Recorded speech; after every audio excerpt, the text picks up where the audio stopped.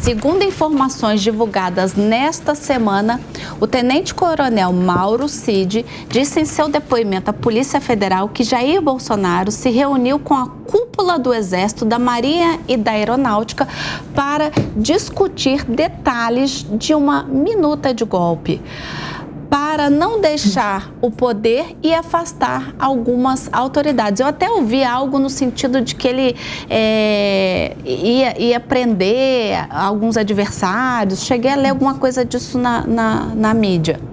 De acordo com o ex-ajudante de ordens, o encontro teria ocorrido quando Bolsonaro ainda estava na presidência após os resultados das eleições no ano passado. Cid não especificou, porém, se a minuta em discussão era a mesma encontrada na casa do ex-ministro da Justiça, Anderson Torres. O tenente-coronel disse também que o plano só não foi adiante por conta da falta de adesão. Entre os militares, o relato caiu como uma bomba. O que mais criou tensão na cúpula das Forças Armadas é que Cid revelou que o então comandante da Marinha, o almirante Almir Garnier Santos, teria dito a Bolsonaro que sua tropa estaria pronta para aderir um chamamento do então presidente. Já o comando do Exército afirmou naquela ocasião que não embarcaria no plano golpista. E o da Aeronáutica também, né? E o ministro da Defesa, José Múcio, disse que é importante separar culpados dos suspeitos e negou que as Forças Armadas tivessem qualquer interesse na articulação do golpe. Acompanhe. Só uma coisa eu tenho absolutamente certeza cristalina, é que o golpe não interessou em momento nenhum às Forças Armadas. São atitudes isoladas de componentes das forças, mas o Exército, a Marinha e a Aeronáutica, nós devemos a eles a manutenção da nossa democracia. E aí, pessoal, caiu como uma bomba mesmo, né? Mas assim, o que eu acho? Eu já tinha comentado primeiro sobre a questão da delação. A gente falou dela sábado passado, né? E aí eu já tinha comentado também em alguns programas do Linha, né? Assim que eu participei como comentarista, que se o Mauro Cid falasse do cartão da vacinação ou joias, não ia fazer o menor sentido uma delação. Que ou ele trazia evidências, né? Mais provas ali a respeito da possível tentativa de golpe de novidade. Exato, da possível tentativa de golpe de Estado. É bom. Ou não ia ter muita importância. Quero apresentar provas, né? Exato. E aí, essa semana, descobrimos, de fato, sobre uma possível tentativa de golpe de Estado, né? E aí ele traz essa bomba aí. Já que você falou, Palumbo, toma a bomba para você. Porque quando você faz uma coordenação, você tem que trazer prova, não é só falar. Ele está falando, nós queremos provas. Isso aí começou com aquele cartão de vacina, do mandado de busca e apreensão, que para mim não era para pegar vacina nenhuma, era para pegar o celular, para extrair as conversas. Já começou que o Foro não é o competente, na minha opinião. Ele já não era mais o presidente da República, então não deveria ser o Supremo Tribunal Federal, que está batendo escanteio, está indo lá na área para cabecear. E agora está essa delação, muito pressionado, porque estava na cadeia, fizeram esse acordo, mas eu quero ver ele provar. Eu quero ver ele provar, trazer provas. Não adianta ele falar, me traga as provas de que isso ia acontecer mesmo. E aí eu começo a acreditar, porque até agora, então, eu estou vendo muito mais ele querendo se esquivar e indo por um direcionamento lá que ele está sendo meio que forçado, né, para se salvar, e está falando um monte de coisa aqui que eu acho que vai ser muito difícil de provar. Bom, eu acho que o final disso tudo, o que se quer? É entender se há conexão entre essa possível tentativa de golpe, aí, com a minuta encontrada, etc., com o que aconteceu no dia 8 de janeiro. Estou errada, Deise? Não, é isso mesmo. Assim, a gente tem que tomar cuidado para não ir no mesmo princípio da Lava Jato, né? Delação premiada, e aí se fala qualquer coisa.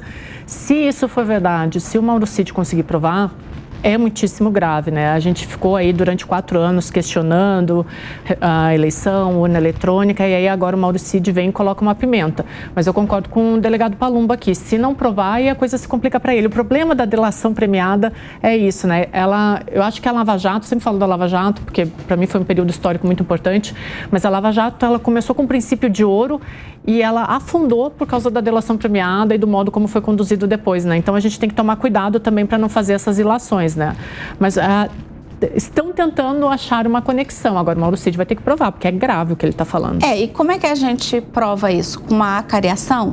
O presidente da CPI... Né? Com prova. Ele vai ter que apresentar. Ele vai ter que achar prova. Ele não falou? Então prova. Cabe a ele provar. Inclusive o ônus é dele, né? O ônus é dele, exatamente. Exato. Não é do quem está sendo acusado. Exato. Quando você vai até a justiça e acusa uma pessoa de qualquer coisa, qualquer crime, é quase que um atentado violento. Eu sei, então, é porque o Brasil está um pouco bagunçado, mas quando eu vou a público e acuso alguém de alguma coisa, é uma violência. Eu estou falando que aquela honra, que a moral da pessoa está em jogo. Ele tem que provar, eu concordo Eu acho que ele não vai conseguir provar. E no Brasil, tudo pode acontecer em matéria de justiça. Porque o que a gente tem visto ultimamente aí, eu não aprendi esse direito na faculdade há 20 anos atrás. Não foi esse direito que eu aprendi. Eu sou muito a favor da delação premiada, mesmo quando ela não tem provas. O que eu acho errado é quando ela fica espetaculosa. Às vezes é meio espetacular. Isso que eu ia falar. Porque é muito fácil eu chegar lá... vou fazer uma delação, mas aí eu acuso o outro, né? Sim. Eu sei que foi a Deise que... E aí eu não vou ser punido e eu empurro. Mas eu vejo a delação premiada como um meio dos investigadores terem um ponto para poder correr atrás desse ponto. Já por isso, ela não deveria ser nem divulgada. Ninguém deveria saber que alguém está fazendo uma delação, não. A não ser, óbvio, se ela tivesse provas e já tivessem ido atrás das provas. Vamos pegar... Da linha de raciocínio do Mauro Cid, certo? Vamos pegar da linha de raciocínio do Mauro Cid. O que eu entendi é muito simples. Vamos supor que eu recebo a visita de um amigo e esse amigo tem aqui um plano de como assaltar o Banco do Brasil. Ele vai lá e dá o plano na minha mão assim, ó. Eu não esboço nenhuma reação para esse amigo, nem de que eu gostei, nem de que eu não gostei, nem de que é uma fanfic, nem de que eu vou assaltar o Banco do Brasil, certo? Meu amigo vai embora. Explica pra gente. Fanfic é quando você pega um filme que você gosta. Quando você pega um filme que você gosta e aí você fala assim, cara, eu poderia pegar essa história e deixar ela melhor. Aí você cria uma história em cima daquela história que já existe. Entendeu? Aí eu pego esse plano aqui para poder assaltar o Banco do Brasil, leio o plano tal, não esboço nenhuma reação. Esse meu amigo vai embora. Aí eu encontro o delegado Palumbo. Enquanto o delegado Palumbo, a gente toma um café e eu falo assim, delegado, um amigo meu me deixou esse plano aqui, para assaltar um banco. O que você acha? Já me matriculou. Entendeu? Aí o delegado Palumbo lê o plano. Meu amigo passa em frente ao café e vê que eu estou conversando com o delegado Palumbo. A delação do Mauro Cid é mais ou menos isso. Porque a minha pergunta é muito simples, Palumbo, você que fez direito. Você sabe que ele está se vingando de você, né? Porque no último programa... sábado, eu virei ladrão de banco agora. Ele me chamou de maduro. A minha pergunta é muito simples. Delegado Palumbo, ele é delegado. Eu posso...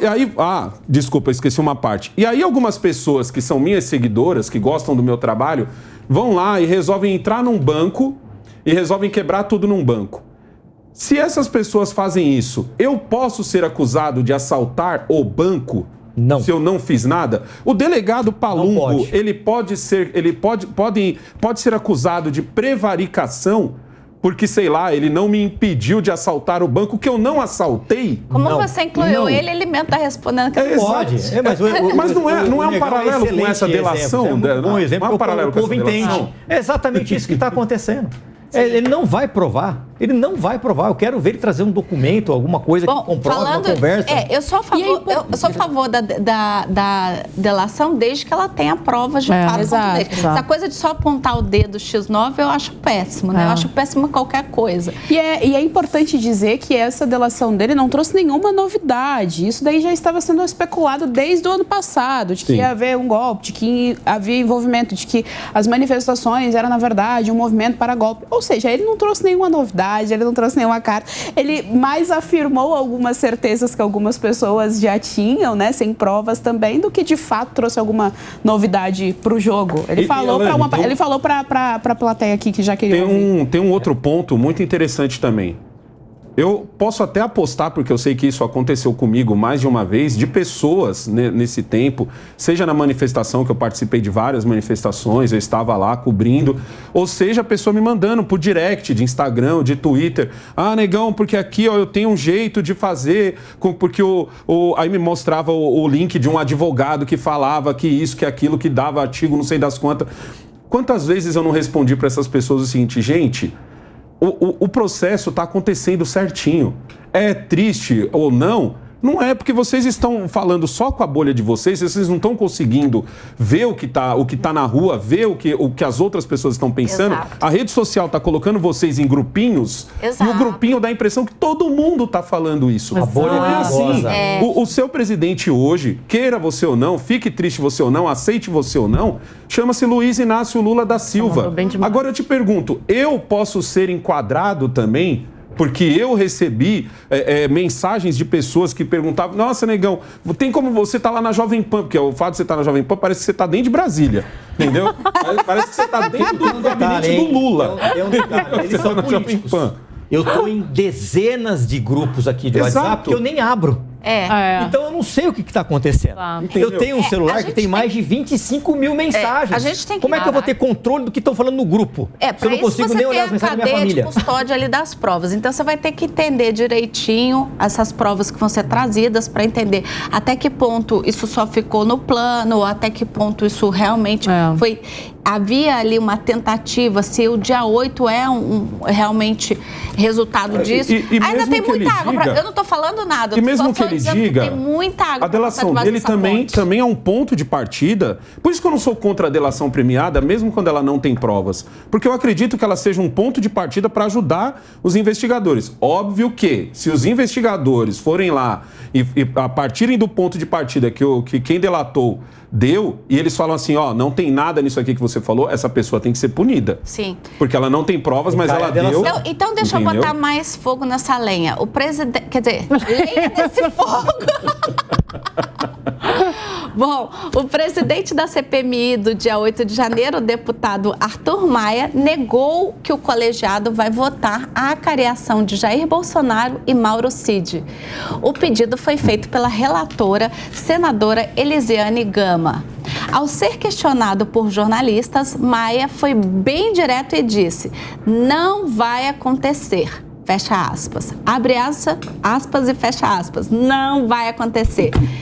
Essa senhora aí tá bateu o pé, né? Maluca. Não vai acontecer. É a mesma que queria fazer a delação dentro de uma CPMI, que tem prazo determinado, tem objeto certo, tem que acabar num determinado período, e agora ela vem com mais uma maluquice dessa. Quer dizer, vou te falar, viu? A condição da Elisiane não foi boa, não. Mas que a gente ia gostar de ver o circo pegando fogo. Não, mas não tem cabimento negócio desse. Não tem cabimento negócio desse. Nós aqui. Não dá. A primeira dela é uma delação premiada dentro da CPMI. E agora essa maluquice. Quer dizer, totalmente tendenciosa, não dá. Ela jogou muito pra torcida, né, nesse caso aí. Óbvio que esse tipo de coisa não passa, mas fica legal você fazer o seu vídeo pro Instagram, o vídeo pra sua página. E aí o trabalho se torna sério. E aí é onde a CPI acaba perdendo força cada vez mais. Exatamente. Também falei sobre isso essa semana, né? Que tem o problema da CPI é quando ela é usada para vitrine, político mesmo, né? Exatamente. Só para... Vocês sabem que, só para contribuir aqui com o que tu está falando, Elaine, as CPIs, quando a gente fala, eu gosto sempre de história, né? Então eu sempre vou dar meu pitaco aqui. Mas a gente, se for pensar, a gente não consegue falar da história democrática brasileira recente sem falar de CPIs, né? Então a gente teve CPIs que foram importantíssimas, tipo a CPI que acabou depondo o Collor, né? Que culminou com o impeachment do Collor. A gente teve CPI de anões do orçamento. A gente não pode esquecer que em algumas CPIs, grandes nomes do governo foram tirados de cena, como José Dirceu, Palocci, foi por causa de CPIs, mas elas começaram a perder o poder delas a partir da CPI do Carlos Cachoeira em 2012.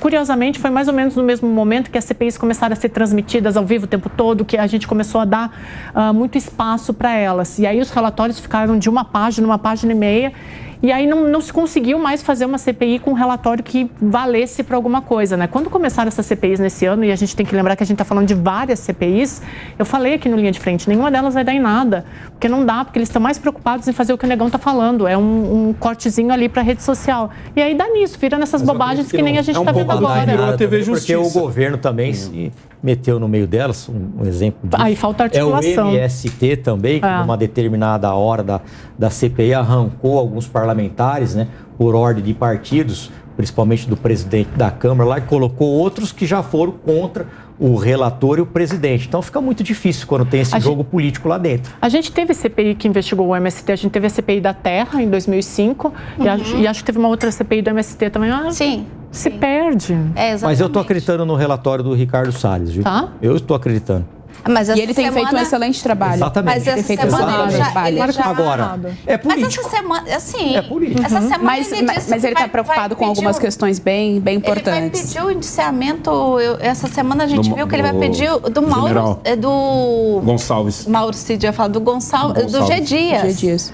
G. Dias... na CPI do MST, já deveria delegado. ter sido indiciado faz tempo, não, né? Mas só pelo aquele atestado fajuto dele não ter comparecido na Comissão de Segurança e Combate ao Crime Organizado, ele já deveria ser indiciado. Mas, assim, porque ali ele não foi na CPI, ele não foi na comissão. Mas depois ele estava dando entrevista e falou que estava doente. Então... Sim, mas o G. Dias na CPI do MST, para mim, não faz muito sentido. Para mim seria melhor o Zé Rainha, Ou faz. né? O Zé Rainha. Né? Zé Rainha. Não, o Zé Rainha parece que sim, né? Foi o que a gente teve de notícia semana. Ele e o G. Dias. Mas o G. Dias, para mim, fica também muito vago. Por que o G. Dias Mas iria... dizem que não passa e ele meio que já... É o comentário que se fala, né? Que ele já sabe que não vai passar. Então ele falou, já que não vai passar, deixa eu botar um nome aqui para dar uma balançada. Sim. Para o pessoal discutir. Sim. Entendeu?